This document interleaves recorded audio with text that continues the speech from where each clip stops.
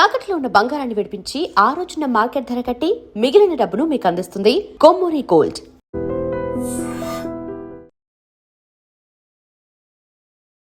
నమస్తే, welcome to iDream inside politics with కవిత.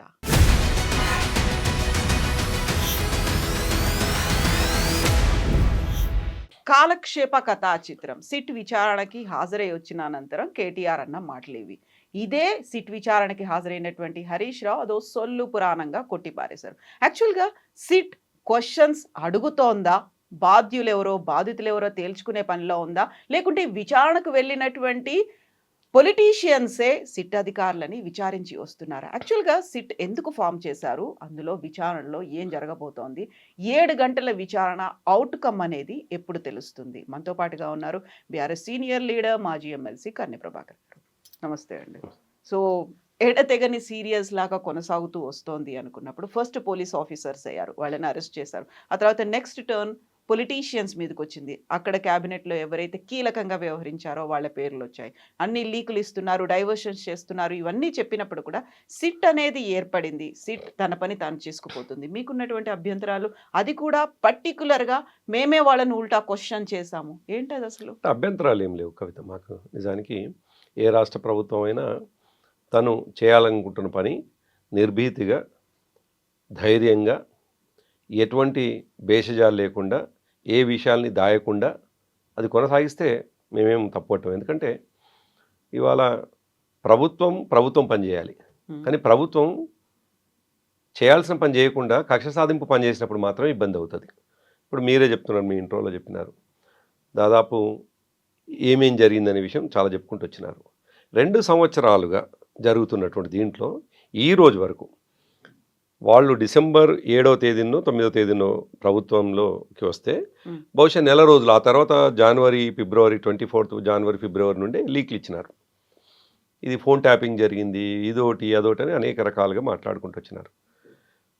వీళ్ళని విచారించడానికి పిలవడం తప్ప విచారించినటువంటి విషయాలు ఏం తేలినాయి అనేటువంటి విషయం ఇప్పటివరకు ఎవరైనా అథెంటిక్గా, నేనేమంటున్నాను, ఆఫ్ ది రికార్డు ఎవరు బయటికి రావు కాబట్టి ఆఫ్ ది రికార్డు కాదు, ఆన్ రికార్డు కూడా ఎవరు చెప్పడానికి ఒకవేళ అదేనా ఇన్ఫ్లుయెన్స్ అవుతుంది అనుకుంటే చెప్పుకున్నా పర్లేదు. కానీ విచారిస్తున్న అధికారులను అట్లీస్ట్ జరిగిన పురోగతి 2 సంవత్సరాలుగా చెప్పకపోతే అది కంపల్సరీ ఒక ధారావాహిక లాగానే భావించాల్సి వస్తుంది. ఎందుకు బయటకు చెప్పట్లేదు? యాక్చువల్గా అరెస్ట్ అయిన తర్వాత బోల్డ్ అంత ఇన్ఫర్మేషన్ని సేకరించారు, చాలా వరకు మీరే డిస్ట్రాయ్ చేసి పెట్టేశారు. మీ ఆదేశాలు వచ్చిన తర్వాత అధికారులు మీ కనుసన్నల్లోనే యాక్ట్ చేశారు అనే దాంతో పాటుగా ఎవరెవరి ఫోన్ ట్యాపులు చేశారు, అటు సినీ నటులు కావచ్చు, పారిశ్రామికవేత్తలు కావచ్చు, రియల్ ఎస్టేట్ వాళ్ళు కావచ్చు, ఎవరైతే మీకు డబ్బులు ఇవ్వాలో ఎలక్టోరల్ బాండ్స్ రూపంలో ఎవరి దగ్గర అయితే డబ్బు ఉందనుకున్నారో వాళ్ళందరినీ బెదిరించారు. ఇవన్నీ పోలీసులు చెప్పినవే కదా.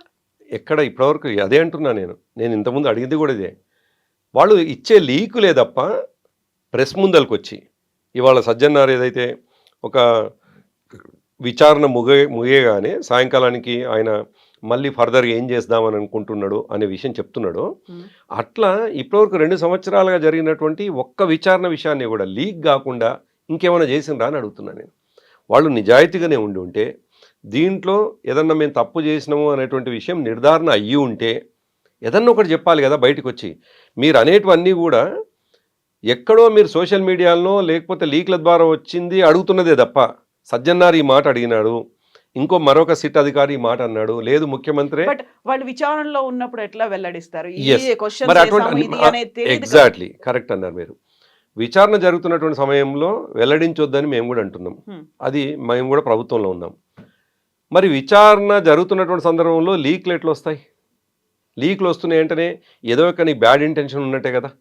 అదే అయితే ఉన్నటువంటి మీడియా లోపల ఏం జరుగుతుంది అనే ఒక క్యూరియాసిటీ ఉంటుంది. ఎట్లా తెలుస్తుంది కవిత? సోర్సెస్ నుంచి చెప్తారు. అందులో ఉన్నటువంటి కొంతమంది దగ్గర వాళ్ళు ఉన్నప్పుడు పేర్లు వెల్లడించకుండా వచ్చేటువంటి ఇన్ఫర్మేషన్ ఉంటుంది. అదే ఛాన్సే లేదంటున్నాను. ఎప్పుడు ఛాన్స్ ఉంటుందంటే విచారణ జరిగే పద్ధతిని బహుశా మీకు కూడా తెలిసి ఉంటుంది. విచారణకు పోయేటువంటి వ్యక్తి కూర్చుంటాడు, విచారణ అధికారి కూర్చుంటాడు, అతనికి సహాయకుడుగా ఉన్న ఇంకొక అధికారులు ఉంటారు. ఈ ముగ్గురు తప్ప ఇంకెవరు ఉండరు. కెమెరా ఉంటుంది, ప్రతిదీ కూడా కెమెరాలో రికార్డ్ అవుతుంది.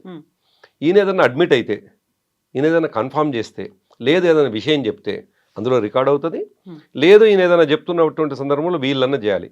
అంటే వీళ్ళు చేస్తున్నారు అని అంటే విచారణ సవ్యంగా జరగట్లేదు అన్నట్టే కదా, విచారణ తప్పుదోవ పడుతున్నట్టే కదా. విచారణలో ఏదో ఒక వెనక హైండ్ ఒకటి ఉంది, వాళ్ళు వెనక నుండి పుష్ చేస్తే వీళ్ళు మాట్లాడుతున్నారు అనుకోవాల్సిందే కదా. దాంతోపాటు మేము పదే పదే ఒక మాట అంటున్నాం, ఒక మౌలిక క్వశ్చన్ మేము అనేక సందర్భాల్లో చెప్తున్నాం.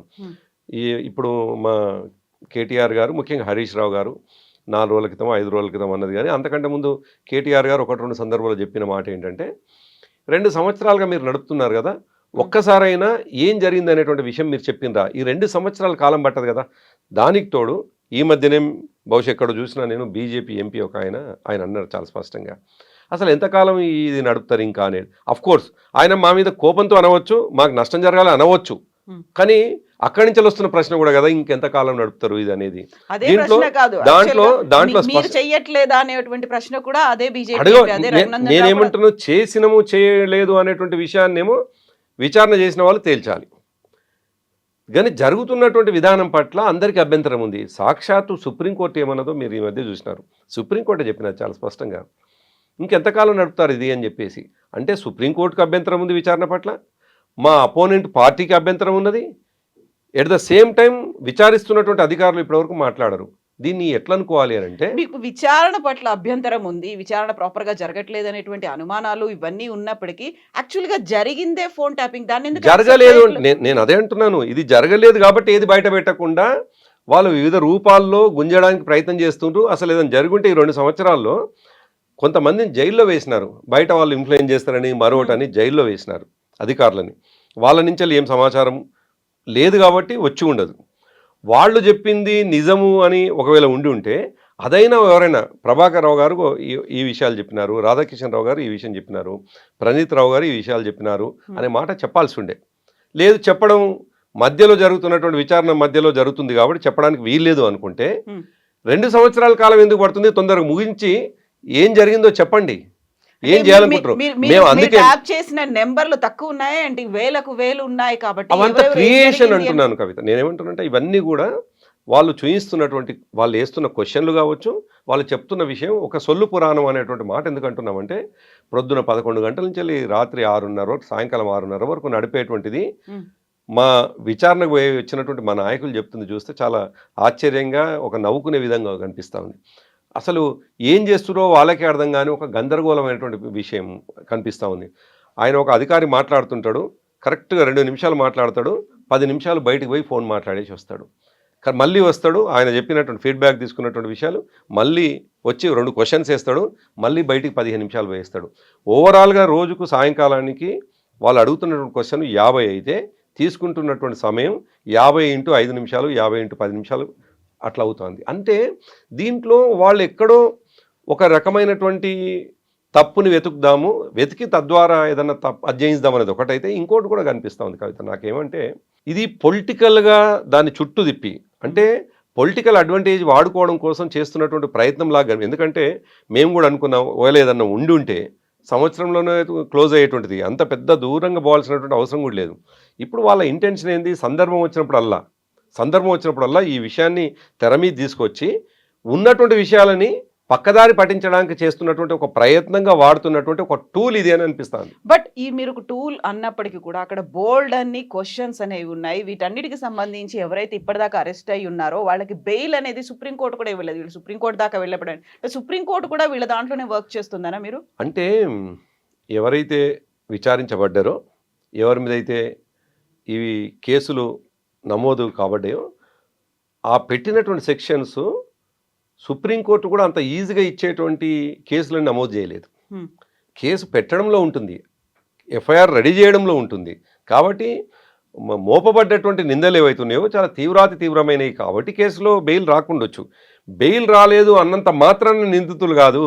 కాకపోతే మీరు చేసినటువంటి ఆ చిట్టా చూస్తే అందులో అందరూ ప్రముఖులు, హూయిస్ హూ అనుకునే వాళ్ళే కాదు, స్వయంగా కుటుంబ సభ్యుల మీద కూడా నిఘా అనేది ఆరోపణలు మాత్రమే, ఓన్లీ చీఫ్ ట్రిక్స్ మాత్రమే, ఒక చీప్ ఆరోపణలు మాత్రమే కవిత చేసింది. సొంత ఇంటి అల్లుడి మీదే ఫోన్ ట్యాపింగ్ చేశారు అనేది. ఆ తర్వాత హరీష్ రావు వెళ్ళిన తర్వాత కూడా ఆయన బాధ్యుడు కాదు బాధితుడు అనే యాంగిల్లో, మీకు తెలుసా మీ ఫోన్లు ఇన్ని ట్యాప్ అయ్యాయి, మీ చుట్టుపక్కల ఉన్నటువంటి మీ సిబ్బంది, వ్యక్తిగత సిబ్బంది ఫోన్లు కూడా ట్యాప్ అయ్యాయనేటువంటి లిస్ట్ ఇచ్చారు అనేది. ఇప్పుడు మనం 5 రోజులుగా చూస్తూ ఉన్నాం.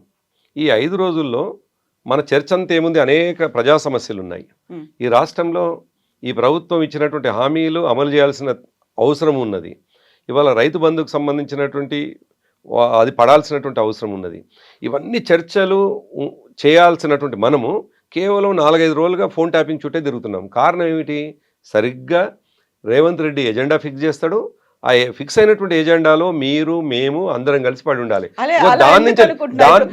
మీరు అన్నటువంటి సింగరేణి బొగ్గు గనుల కుంభకోణానికి సంబంధించి స్వయంగా ఇప్పుడు కేంద్ర ప్రభుత్వమే రంగంలోకి దిగబోతోంది. సింగరేణి బొగ్గు గనులు వాళ్ళ ఆధీనంలోకి తీసుకోవాలి అనేటువంటి అక్కడ అవకతవకలు ఉన్నాయి, టెండర్లు ప్రక్రియ చౌకగా జరగట్లేదు అనేది ఇవన్నీ ఉన్నాయి. కాబట్టి కేంద్రం కూడా ఇన్వాల్వ్ అవుతోంది. మిగతా పనులన్నీ జరుగుతున్నాయి కదా, ఆగిపోయాయి. కేవలం రాష్ట్రం స్తంభించింది, ఫోన్ ట్యాపింగ్ గురించే మాట్లాడుకుంటోంది. అంటే చర్చ ఎటువైపు తీసుకుపోవాలనో రేవంత్ రెడ్డికి తెలుసు.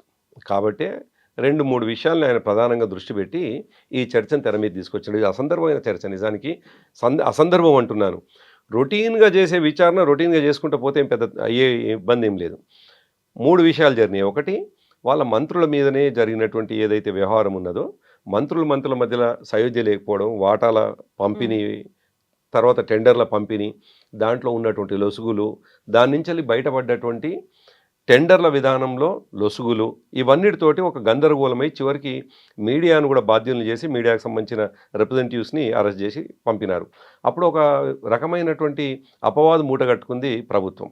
దాని కొనసాగింపుగా మాకు అర్థమైనటువంటి విషయం, కొద్దిగా లోనికి పోతే మేము ప్రతిపక్షంగా ఉన్నటువంటి వాళ్ళం కూడా డెఫినెట్గా దూరంకెళ్ళి గమనించినా ఎందుకు ఈ పరిణామాలు జరుగుతున్నాయో చూస్తాం. అప్పుడు మాకు అర్థమైంది ఏంది, టెండర్లలో అవకతవకలు ఉన్నాయి కాబట్టి అవకతవకల్ని బేస్ చేసుకొని వాళ్ళిద్దరూ కొట్టుకుంటే బయటపడ్డది. కాబట్టి అసలు అవకతవకలు ఏంది అని తెలుసుకుంటే ఈ సింగరేణిలోకి సైట్ విజిటింగ్ అనేటువంటి ఒక కొత్త అది నిబంధన పెట్టి ఆ నిబంధనకు ఎవరికి లాభం జరిగిందని చూస్తే ఆ నిబంధన వల్ల నైని బ్లాక్ని దాన్ని క్యాన్సిల్ చేసినారు, దాని టెండర్ని.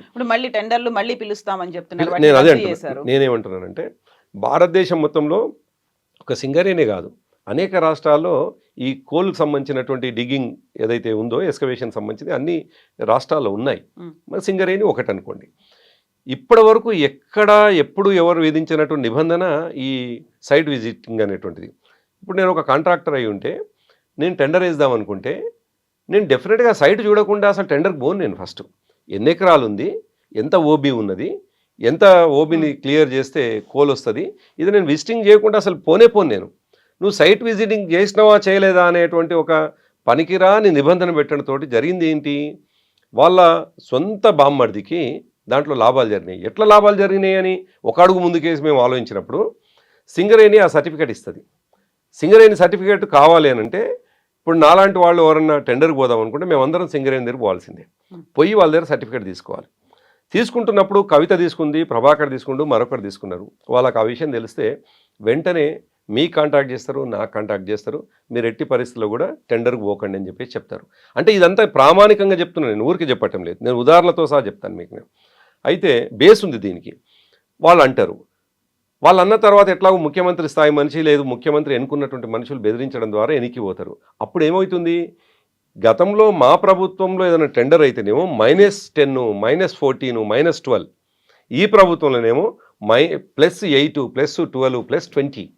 సో దీంతో అర్థమవుతా ఉంది ఆ సర్టిఫికేట్ ఏదైతే విధానం విధించిండ్రో దాంతో ముఖ్యమంత్రి బామ్మర్దికి లాభం అయిందని మా ఆరోపణ. దీంతో దొరికిపోయినటువంటి రేవంత్ రెడ్డి ఏం చేయాలో అర్థం కాక, మొదటిది నేను చెప్పింది నెంబర్ 1 మంత్రుల సయోధ్య లేకపోవడం, నెంబర్ 2 సింగరేణిలో దొంగతనం బయటపడటం, నెంబర్ 3 ఆయన అమెరికా పోతున్నాడు, దావోస్ పోయిండు. గతంలో వేలు ఎప్పుడు చూసినా ప్రధాన శీర్షిక ఏముంటుందంటే లక్షల కోట్లు తీసుకొచ్చిండని చెప్పేసి ఉంటుంది. అంతా 2 సార్లు 3 సార్లు పోతే 2 సార్లు అనుకుంటాను 6,000 కోట్లు దాటలేదు. అవి కూడా ఇంకేమి ఇన్వెస్ట్మెంట్స్ రాలేదు. అదొక డొల్లతనం బయటపడుతుంది. అక్కడి నుంచి వెళ్ళి ఆయన హార్వర్డ్ పోతా ఉన్నాడు, బాస్టన్లో హార్వర్డ్ పోతా ఉన్నాడు. ఈ 10 రోజులు చర్చ అంతా కూడా ముఖ్యమంత్రి ఈ పరిపాలన వదిలేసి దావోస్కు పోయినా ఫలితం లేకుండా అక్కడి నుంచి హార్వర్డ్ పోయి ఇంగ్లీష్ నేర్చుకోవడానికి పోయి ఆయన సొంతానికి పోయి ఈ విమర్శలు, ఈ 10 రోజుల విమర్శలు ఉండకుండా ఒక చీప్ ప్రయత్నం చేసి ఆయన ఫ్లైట్ ఎక్కినట్టుగా మనకు కనిపిస్తూ ఉంది. అయితే దాంతో పాటు ఒక మాట ఇంకోటి ఉంది. ఈ 3 కాకుండా 4వ అంశం కూడా ఉంది. వస్తున్న మున్సిపాలిటీ ఎన్నికల్లో ఇవాళ ప్రతిపక్షంగా మేమున్నా మిగతా పార్టీలున్నా మా పని ఏమిటి, మేము మా కార్యకర్తల్ని సమాయత్తం చేసుకోవాలి, ఎన్నికలకు పోవాల్సినటువంటి అవసరం ఉంది. మేము ఎన్నికలకు పోవాల్సినటువంటి మా పనిని మా వర్కింగ్ ప్రెసిడెంట్ గారిని విచారణకు పిలుస్తున్నటువంటి సందర్భంలో డెఫినెట్గా మా నాయకత్వం సహజంగా హైదరాబాద్ చుట్టే తిరుగుతుంది ఇక మా తెలంగాణ భవన్ చుట్టూ తిరగాలి. సో వీళ్ళు పని చేసుకోకూడదు, మున్సిపల్ ఎన్నికల్లో వీళ్ళు పని చేసుకోకూడదు. వాళ్ళేమో కాంగ్రెస్ పార్టీకి సంబంధించిన వాళ్ళేమో పోలీసుల చేతనేమో విచారణ సాధిస్తున్నారు, వాళ్ళు చేసుకునే పని వాళ్ళు చేస్తున్నారు. మా మా మీద అది చేసేది ఇప్పుడు మా వర్కింగ్ ప్రెసిడెంట్, మా డిప్యూటీ నిజంగా అక్కడ లీడరు. కక్ష సాధింపే ఉంది, అసలు ఏమీ లేదనుకున్నప్పుడు అందరూ ఊర్ల నుంచి వచ్చేసి హైదరాబాద్ లోనే మీరెందుకు ఉండాలి, మీ పనులు మీరు కవిత చేసుకోవచ్చు ఇప్పుడు కదా. ఏమంటున్నానంటే ఆయన మా వర్కింగ్ ప్రెసిడెంట్, నథింగ్ బట్ మా ప్రెసిడెంట్ ఆయన. ఆయన I know, హరీష్ రావు గారు మా డిప్యూటీ లీడర్. డెఫినెట్గా ఒకరి ఇంట్లో తమకు సన్నిహితులు ఉన్నట్టు బంధువులకు జ్వరం వస్తేనే వాకప్ చేసి పోయేస్తుంటాం. అటువంటిది ఆయన మీద కక్షపూరితమైనటువంటి కేసు పెట్టి కక్షతో పిలిపిస్తూ ఉంటే డెఫినెట్గా పార్టీ అండగా ఉంటుంది. మాది 60 లక్షల సభ్యత్వాలు ఉన్నటువంటి పార్టీ మాది, అంత ఈజీ పార్టీ బట్ కాదు. మీరు ఏమీ లేదు అని చెప్తున్నప్పటికీ సరే, మీరు ఒక మీ పార్టీ వర్కింగ్ ప్రెసిడెంట్ కాబట్టి అన్ని వదులుకొని ఇక్కడే హైదరాబాద్కి వచ్చిండ్రు అని చెప్పినప్పటికీ అక్కడ ఉన్నటువంటి కంప్లైంట్స్ ఉన్నాయి. సరే పోలీసులు ఏదో డైవర్షన్ చేస్తున్నారు, ప్రభుత్వం ఏదో చేయిస్తోంది, ఇవన్నీ చెప్తున్నప్పటికీ సంధ్యా శ్రీధర్ రెడ్డి డైవర్షన్ మీరు ఎలక్టోరల్ బాండ్స్ బెదిరించి మరీ తీసుకున్నారు, 10 కోట్లు 12 కోట్లు అనేది.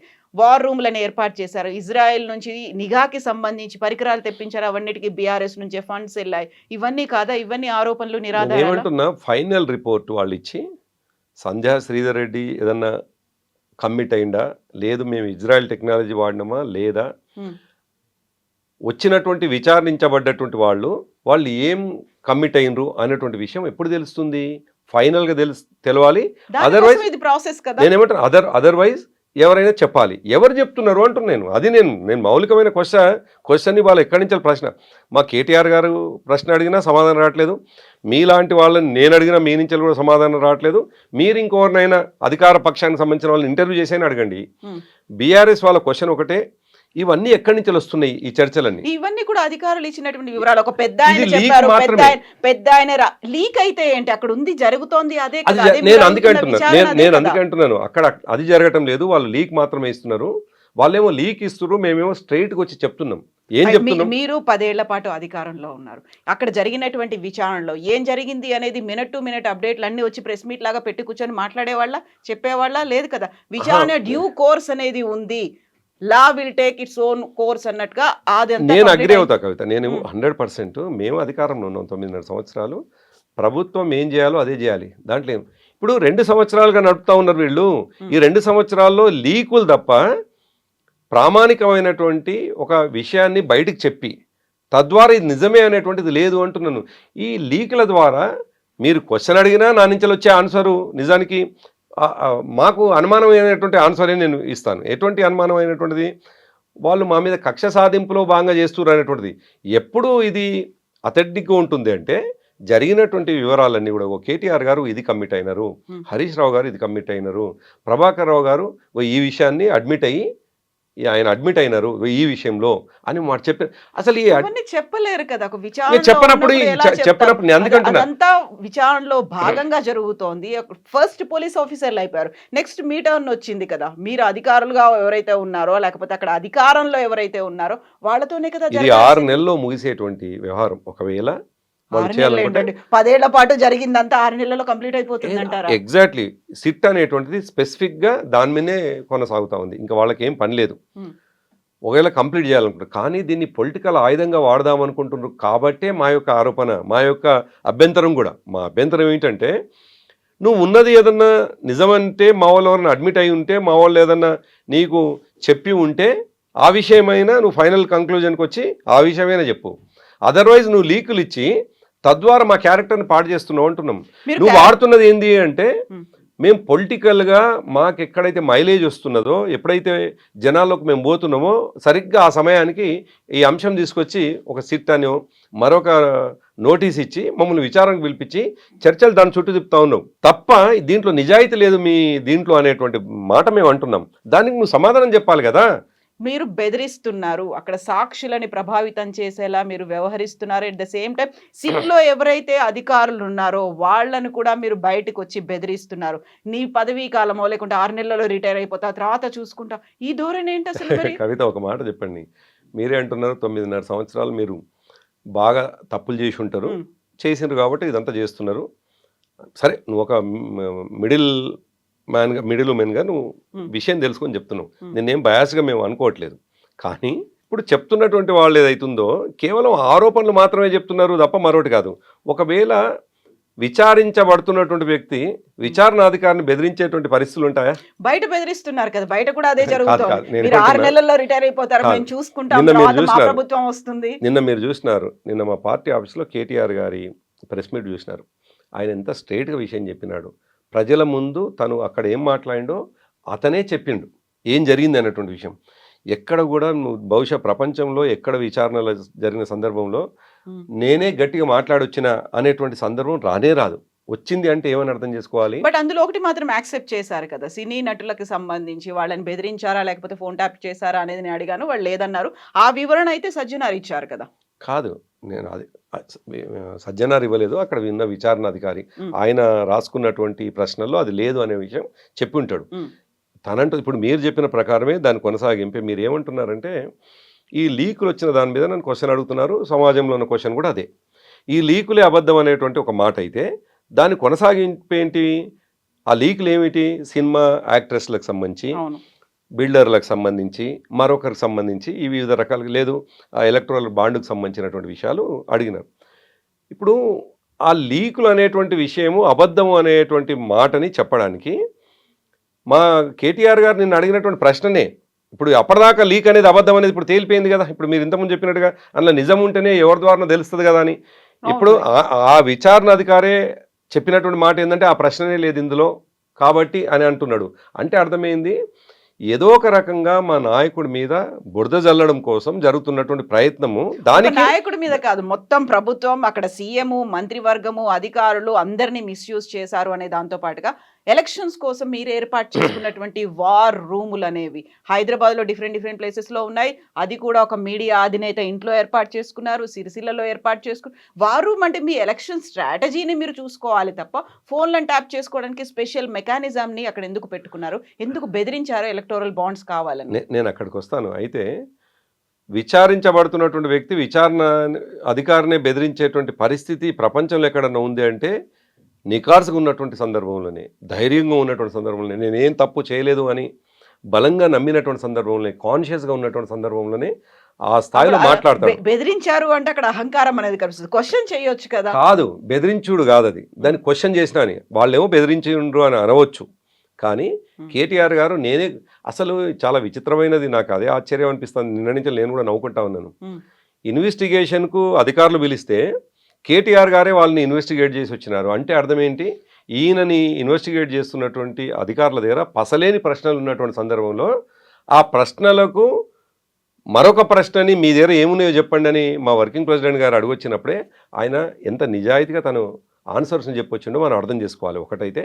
ఇక రెండోది మీరు అడిగినట్టుగా ఇవన్నీ కూడా మళ్ళీ రిపీటెడ్గా మళ్ళీ అదే చెప్తాను, అది బోర్ అనిపించినా కానీ మా వార్ రూమ్లను ఏర్పాటు చేసుకోవడము, అక్కడ ఇన్స్ట్రుమెంట్స్ని తీసుకోవడము, ఇజ్రాయెల్కి సంబంధించినటువంటి ఇన్స్ట్రుమెంట్స్ని వాడిండ్రు అని ఇవంతా కూడా ఓన్లీ హైపోథికల్, ఓన్లీ లీక్ అనేది తప్పు అనేది ఇప్పుడు మీరే అంటున్నారు. ఆ లీక్ తప్పు అయిపోయింది కదా సినిమా యాక్టర్లకు సంబంధించినటువంటి విషయం, అది అబద్ధమే కదా.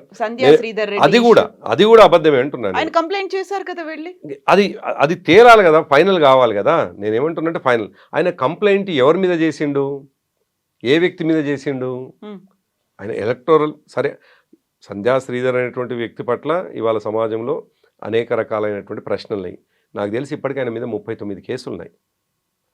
39 కేసులు మోపబడ్డటువంటి వ్యక్తి మొట్టమొదటిసారి బయటకు వచ్చి తన ఆరోపణలు ఏం చేయటం లేదు. అనేక ఆరోపణలు ఆయన దగ్గర నుంచి అయితే డబ్బులు వచ్చాయి కదా. మాకొక్కరికి రాలేదు కవిత, దాదాపు బీజేపీకి, కాంగ్రెస్కి, అన్ని పార్టీలకు ఎలక్టోరల్ బాండ్స్. నేను శ్రీధర్ని కోడ్ చేసి చెప్పట్లేదు, ఎంటైర్ ఈ దేశంలో ఎలక్టోరల్ బాండ్స్ కంపల్సరీ ప్రతి పార్టీకి ఇస్తారు. అదేవిధంగా మాది కూడా రిజిస్టర్డ్ పార్టీ, రికగ్నైజ్డ్ పార్టీ కాబట్టి మాకు ఇచ్చిండ్రు. అదేం పెద్ద తప్పు కాదు. నేరంగా బీజేపీ భావించదు, కాంగ్రెస్ భావించదు. వాళ్ళకి ఇచ్చిన ఈ పేపర్లు వచ్చింది, మాకు ఇచ్చిన పేపర్లు వచ్చింది. సో దాన్ని ప్రామాణికంగా తీసుకోవాలి. ఆయన బెదిరించినరా లేదా అనేది ప్రశ్న. ఆ బెదిరించినరా లేదా అనేటువంటి విషయాన్ని ఆయన బ్యాక్గ్రౌండ్ ఒకసారి ఆలోచించినప్పుడు, అలాంటి బ్యాక్గ్రౌండ్ సరే సంధ్యా శ్రీధర్ రెడ్డి ఎక్స్క్యూజ్ ఏమో, అలాంటి బ్యాక్గ్రౌండ్ లేని వాళ్ళని కూడా ఫార్మా కంపెనీలు, రియల్ ఎస్టేట్ వాళ్ళు, వీళ్ళందరినీ కూడా బెదిరించారు. సరే సంధ్యా శ్రీధర్ రెడ్డిని పక్కన పెడదాం, ఆయనకి ఏదో బ్యాక్గ్రౌండ్ ఉంది, ఆయన మీద కేసులు ఉన్నాయి అనుకుంటే దెన్ వాట్ అబౌట్ అదర్స్? అంటే ఇది ఆరోపణ మాత్రమే అంటున్నాను నేను. ఆరోపణలో వాస్తవం లేని ఆరోపణలకు ప్రశ్నకు సమాధానం ఎక్కడిది అసలు? జవాబు లేని ప్రశ్నలు అవి. అందుకే ఇది ఎప్పుడు కంక్లూడ్ అవుతుంది అంటే, ఎవరైనా మమ్మల్ని ఫలానా పని చేసిండ్రు అనేటువంటి విషయం, ఆ చేసినటువంటి వాళ్ళ కొనసాగింపుగా జరుగుతున్న విచారణలో మా వాళ్ళు ఎక్కడైనా అడ్మిట్ అయ్యి నిజమే ఈ పని మేము చేసినాం అన్నాక ఫైనల్ అదొస్తే అధికారులు చెప్పారు కదా మేము చేసాము, మాకు అధికారులు ఇవాళ చెప్పే రోజు నెంబర్లు పంపించారు. ఒక పెద్ద ఆయన చెప్పేవారు, ఆ పెద్ద ఆయన ఎవరు అనేది ఇప్పుడు బిగ్గెస్ట్ క్వశ్చన్ మార్క్. రోజు పేపర్ల మీద రాసి పంపించేవాళ్ళు.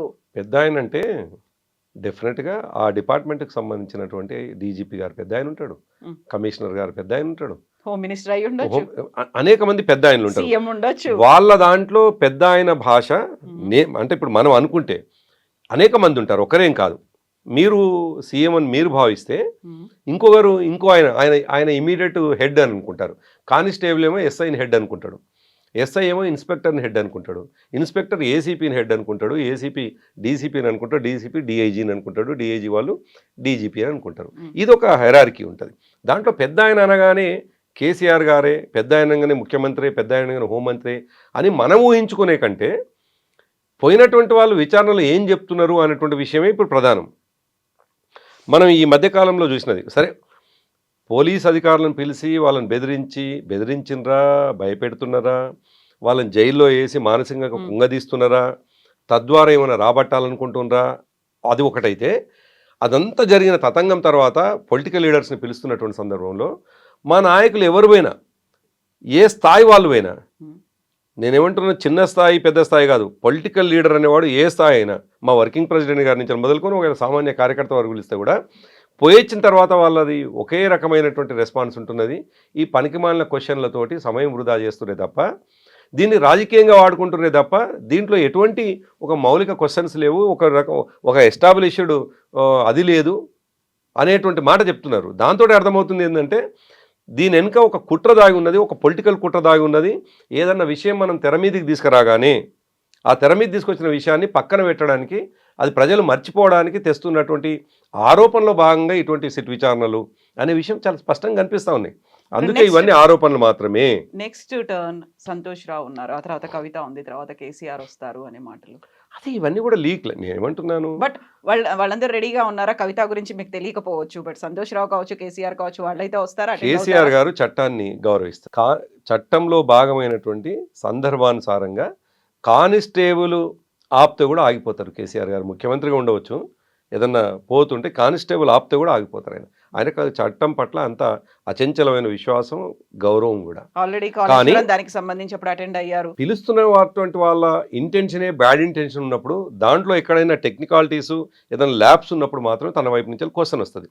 మీరు గతంలో చూసినారు, విచారణ అని చెప్పేసి, కాళేశ్వరం విచారణ అని చెప్పేసి ఒక రిటైర్డ్ జడ్జి చేత విచారణ చేయిస్తే ఎల్ నరసింహారెడ్డి గారికి దాన్ని అప్పచెప్తే, ఆయన విచారణ కంప్లీట్ కాకముందుకే చాలా విషయాలు బయట పెడితే ఆ రోజు మేము క్వశ్చన్ వేసినాం. మళ్ళీ అలాంటి క్వశ్చన్స్ రాకుండా ఉండడానికి ఇప్పుడు బయట పెట్టట్లేదు కదా. నేను అందుకేమంటా, ఇది పెట్టలేదు కాదు, అటువంటి సందర్భం తప్ప విచారణ నిజాయితీగా జరుగుతుంటే తప్పకుండా మా కేసీఆర్ గారిని పిలిస్తే డెఫినెట్గా వస్తారు. కానీ కేసీఆర్ గారిని పిలిచి, కేసీఆర్ అంటే ఇప్పటికే అనేక రకాలుగా మా నాయకులని ఇబ్బంది పెట్టే ప్రయత్నం చేస్తుంటే, కేసీఆర్ గారిని కూడా పిలిచి ఇబ్బంది పెట్టాలని ప్రయత్నం చేస్తే కేసీఆర్ గారు హాజరు కావడానికి ఇబ్బంది పడరు. కానీ ప్రజల నుంచి వచ్చేటువంటి రిటాలియేషన్ ఏ స్థాయిలో ఉంటుందో అదే అనబోతుంది. ఏమీ లేదనుకోండి, ఊరికే అదేదో మీకు డైవర్షన్ పాలిటిక్స్ లో భాగంగా పిలిచారు, ఇబ్బంది అనేది కూడా మీకు ఇబ్బంది కాకపోవచ్చు కదా, ప్రజల వైపు నుంచి పాజిటివ్ గా రావచ్చు కదా. ఎస్, నేను అదే అంటున్నాను. కేసీఆర్ గారిని ఇంటెన్షనల్గా ఇబ్బంది పెడుతుండ్రు అని కనిపిస్తే డెఫినెట్గా ప్రజల నుంచి వచ్చేది ఏందో వాళ్ళు చూడక తప్పదు. నేను అందుకే అంటున్నాను, విచారణకు వ్యక్తిగా తను రావడము అనేటువంటిది సహజంగా జరిపోయేది, కానీ దాని కాన్సిక్వెన్సెస్ మాత్రం చాలా సీరియస్గా ఉంటాయి అంటున్నాను నేను. ఎందుకంటే ఈ రాష్ట్రాన్ని 9.5 సంవత్సరాల పాటు సీరియస్గా అంటే ఏం చేస్తారు, ఏం జరుగుతుంది, ప్రజల నుంచి వచ్చేటువంటి అల్టిమేట్గా ప్రజాస్వామ్యంలో ఏం జరుగుతుంది, వాళ్ళు రిజిస్టర్ చేసుకున్నటువంటి డిసెంట్ని, వాళ్ళు రిజిస్టర్ చేసుకున్నటువంటి అభ్యంతరాన్ని సందర్భం వచ్చినప్పుడు ఓటు ద్వారా మరొక పద్ధతుల్లో ఆ ప్రభుత్వాలను కూలగొడతారు. అలా అయితే అది మీకే బెనిఫిట్ అవుతుంది కదా. అందుకే లెట్ దెమ్ డూ అనుకుని వదిలేయొచ్చు. లెట్ దెమ్ డూ అనే మేము పోతున్నాం. ఇప్పుడు కవిత, మీరు ఇంకా క్షుణ్ణంగా ఒక విషయాన్ని అర్థం చేసుకుంటే, 3 రోజుల క్రితం హరీష్ రావు గారిని పిలిచినప్పుడు ఆయన సిద్దిపేటలో ఎక్కడో కార్యక్రమాలు ఉన్నాడు. మరుసటి రోజు కూడా ఆయన కార్యక్రమాలు కొనసాగే అది ఉన్నాయి. రాత్రి 8 గంటల ప్రాంతాన సిట్ నోటీస్ అందింది అనగానే హడావుడిగా తన ప్రోగ్రామ్స్ అన్ని కంప్లీట్ చేసుకొని రాత్రి 12కు హైదరాబాద్ చేరుకున్నాడు. ఒకవేళ మాలో ఏవైనా తేడాలు ఉంటే, మేము తప్పులు చేసినామనే భయం మాలో ఏమైనా ఉంటే, అది నిజమనేటువంటి విషయం ఏమాత్రం అనుమానం ఉన్నా ఇవాళ రాము మరోసారి వస్తామని చెప్పేసి అంటుంటుంది. ఇవాళ ఉత్తరం రాసే అవకాశం కూడా ఉంది. నిజంగా సిట్టు విచారణ అనే కాదు, ఏ విచారణ అధికారులైనా పర్మిట్ కూడా చేస్తారు. అటువంటిది రాత్రి 8 గంటలకు పిలిస్తే ప్రొద్దున 11 గంటలకు హాజరైనాం. కేటీఆర్ గారిని సాయంకాలం 4:30-5 గంటలకు పిలిస్తే ప్రొద్దున్నే 11 గంటలకు హాజరైనాం. కాబట్టి మేము విషయము లేకనో లేదు దాంట్లో ఏదో పట్టుబడతామనో లేదో ఏదో అడ్మిట్ అవుతామనో అసలు లేని విషయానికి ఎందుకు ఒకవేళ పట్టుబడితే అరెస్ట్లు అవుతే అన్నిటికీ సిద్ధమై. ఇప్పుడు కేటీఆర్ గారిని మీరు గతంలో చూసినారు. ఆయన ఫార్ములా ఈ రేసుకు సంబంధించినటువంటి విషయంలో స్పష్టంగా చెప్పినారు, ఇది కక్ష సాధింపులో భాగంగా నన్ను జైలుకు పంపిస్తే నేను పోవడానికి సిద్ధము అని. ఇప్పుడు ఈ దేశ చట్టాలని లోబడి మనం ఉండాల్సిన వాళ్ళం. మనమేం అతిథులం కాదు. మాజీ ముఖ్యమంత్రులు అతిథులు గారు, మాజీ ప్రధానులు కూడా అతిథులు గారు. ఈ దేశ చట్టాలకు లోబడి, రాజ్యాంగానికి లోబడి ఉండాలి. ఒకవేళ చట్ట పరిధిలో మేము తప్పు చేసినాం అనేటువంటి విషయాన్ని వాళ్ళు నిరూపించి, లేదు కక్షపూరితంగా జైలుకు పంపాలనుకున్నాం, మేము సిద్ధంగా ఉన్నాం అనే మాట ఎప్పుడో చెప్పినాం. జైలు ఇప్పుడు మీరు ఎక్స్పెక్ట్ చేస్తున్నారా అవుతాయి, అరెస్ట్లు అవుతాయి? ఇప్పుడు మీరైతే కీలకమైనటువంటి లీడర్స్ ఉన్నారో వాళ్ళు అరెస్ట్కి వెళ్తారా? అంటే అనుభవం లేనటువంటి వాళ్ళు పరిపాలిస్తే, మూర్ఖులు చేతికి రాజ్యం వస్తే తప్పకుండా అవసరం లేనటువంటి వాళ్ళని అనవసరం కూడా అరెస్టు చేసేటువంటి సందర్భాలు ఉంటాయి. అరెస్టు చేసే సందర్భం ఉంటుంది. ఎందుకు ఉండకూడదు? ఎందుకంటున్నాను, మూర్ఖుల చేతికి రాజ్యం వస్తే, ఏమాత్రం పరిపక్వత లేకుండా పరిపాలిస్తే, వాళ్ళు నిర్ణయాలు తీసుకుంటే, అది అరెస్టు రూపంలో ఉంటే తప్పకుండా ఈ చట్టాల మీద గౌరవం ఉన్నటువంటి మేము తప్పకుండా దాని పరిధిలో ఉండి పనిచేస్తాం. ఎటువంటి అనుమానం లేదు. Yes, Andy. Thank you so much, Andy. Thank you. And for more videos, please subscribe to iDream. Please subscribe to iDream. Please subscribe iDream. And please subscribe to iDream. For more videos, subscribe to iDream. please like, share and subscribe to the channel. Congratulations, iDream. Subscribe to iDream. Subscribe to iDream. So subscribe to iDream Media. iDream ki iDream team andarki huge congratulations. Please subscribe iDream Media. Please subscribe to iDream. Subscribe iDream. Please subscribe to iDream. iDream అంటే నా కళల ఛానల్ను subscribe చేసుకున్న నోరు తిరుగుతలేదు, మీరైతే గంట గుర్తు కొట్టండి. For more such videos, please subscribe to iDream. Subscribe to iDream. Please subscribe to iDream. Please subscribe iDream Media. Please do subscribe to iDream. Please subscribe to iDream Media. For best entertainment and information, please subscribe iDream. And don't forget to subscribe to iDream.